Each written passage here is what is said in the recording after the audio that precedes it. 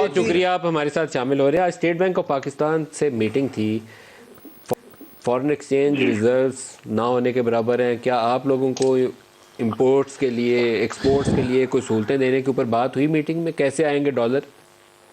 देखें, एक तो ये मीटिंग बहुत गर्मा गर्म मीटिंग थी। बहुत सारे लोग बहुत ज्यादा नाराज थे क्योंकि जो है ना 3 महीने से ज्यादा कंटेनर्स हो गए हैं जो पड़े हुए हैं। कई ऐसे कंटेनर्स हैं जिनके अंदर जो माल है उससे ज्यादा क्या डेमरेज और अपना शिपिंग चार्जेस और कंटेनर डिटेंशन चार्जेस लग गए हैं। तो वो लोग जो है ना बहुत बेचारे, यानी कोई एक आदमी रो भी पड़ा और बहुत ज्यादा जो है ना लोग परेशान थे। उसके अंदर उनका जो कहना था, जो मेन इश्यू जो मुझे नजर आया पूरे करोड़ में, वो ये था कि EIF नहीं दे रहे जो कंटेनर वहां पड़े हुए हैं। अब कंटेनर यहाँ आया हुआ है, आपसे वो फॉरेन एक्सचेंज नहीं मांग रहा। वो कह रहे जी फॉरेन एक्सचेंज हम डेफर कर देते हैं, 180 दिन के बाद हम कर लेते हैं उसको। हमारा प्रिंसिपल जो इसने हमें माल भेजा है उसको हम कहते हैं कि ठीक है जी बाद में डेफर्ड पेमेंट पे हमें दे दो। वो तैयार है, उनके कागजात दे रहे हैं, उसका EIF क्यों नहीं देते आप? उसका तो आप एग्जिट दें हमको, ताकि हम उसको जो है ना इस वक्त जो लोडिंग हो रही है हमारे माल के ऊपर, जो डैमेज चल रहा है, उससे तो हम बच जाए। जो आप कह रहे हैं कि वो सामान जो पोर्ट पे आया हुआ है वो कंटेनर छोड़ने की इजाजत नहीं मिल रही। 5700 कंटेनर इस वक्त पड़ा है। 5700, 5700, ये बड़ी खबर है। और इसमें से हर दोनों पोर्टों के ऊपर 300 रेफरल कंटेनर है। जो रेफ्रिजरेटेड कंटेनर जो होता है उसका किराया भी बहुत ज्यादा होता है। उसके अंदर पेरिशेबल आइटम्स होती हैं। वो कितनी इलेक्ट्रिसिटी देंगे? $120 पर डे उसका डिटेंशन चार्ज है।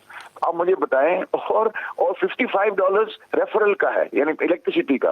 तो $175 पर डे पर कंटेनर उसका सिर्फ इलेक्ट्रिसिटी और फ्रीजिंग का चार्ज है। तो 300 पोर्ट कासम पे और 300 कराची पोर्ट पे भी है और कैपिट दोनों पे है। और 600 कंटेनर में वो अशियाएं जो जाया हो जाएंगी, पेरिशेबल कमोडिटीज हैं जिनकी शेल्फ लाइफ नहीं होती, वो रेफ्रिजरेटेड कंटेनर्स ऑनियन के हैं। ऑनियंस के 75 कंटेनर 75 कंटेनर्स।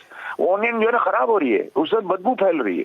तो आप मुझे बताएं कि ये कैसे होगा? क्या हम तो उनको बड़ी बात की। बहरहाल रुबे लुबाब सर का ये था कि अब उन्होंने ये फैसला ये किया है कि अगर ये जो ना जो एक हेल्प डेस्क बनाएंगे और हम उनको लिस्ट बना के देंगे जिसमें से कौन एक चीज करने को तैयार है, तो उसके माल की रिलीज की तैयारी करेंगे। और जो 5700 कंटेनर हैं उनके बारे में जो है ना कोई फैसला अगले 2 या उसके अंदर स्टेट बैंक ऑफ पाकिस्तान ने हमसे वादा किया है कि वो करके देगी। ठीक क्या होता लेकिन है? ये नहीं बताया उन्होंने कि डॉलर कहाँ से आएंगे, ये कोई वजाहत किया उन्होंने? क्योंकि इनके पास तो देने को $1 नहीं है। हम तो डॉलर नहीं मांग रहे अभी। उन्होंने ये वजाहत की कि 3-4 रोज के अंदर $2 बिलियन UAE से आ जाएगा। ये उन्होंने 3-4 रोज के अंदर। आज इससे मार्केट में ये खबर काफी गर्म फैली है कि स्टेट बैंक गवर्नर ने कहा कि अगले हफ्ते के शुरू में कुछ पैसे आ रहे हैं हमारे पास, तो $2 अरब UAE से उनको तवक्को है कि अगले हफ्ते आ जाएगा। उन्होंने बाकायदा डिक्लेयर किया हमारे साथ कि $2 अरब इंशाल्लाह ये अगले 3-4 रोज में आ जाएंगे हमें, और जो है इससे हमारी पोजीशन काफी मजबूत हो जाएगी। और दूसरी बात नदीम साहब ये है कि हम थोड़ी मांग रहे हैं उनसे भी डॉलर, हम तो डेफर्ड पेमेंट हम कर देते हैं।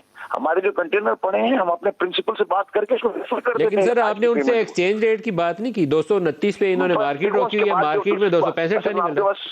नहीं सर, का वक्त कम होता है। हमने उसके बाद दूसरी बात यही की कि आप हमें ये बताएं कि 3 रेट हैं इस वक्त। एक इंटर बैंक रेट है जो 226, 227, 28 रुपए। एक ओपन मार्केट रेट है जो 262 रुपए, 264 रुपए। तीसरा एक रेट है जो कि जो ना वो बाहर से जो आता है उसका रेट 270 रुपए के करीब है, जो बगैर शनाख्ती कार्ड के मिलता है। तो अगर इस तरह के रेट्स होंगे, और आज आप इन्फ्लेशन की बात कर रहे हैं, बात यह है कि जो आज जो इंपोर्टर है वो क्या दाम गिन के आपका माल बेच रहा है? वो तो उसका क्या जवाब दिया उन्होंने? एक्सचेंज रेट पे क्या जवाब दिया? वो ये कह रहे हैं कि जी इसमें मेरे हाथ में नहीं है, और ये जो नहीं तो है ओपन मार्केट को तो हम बंद नहीं कर सकते।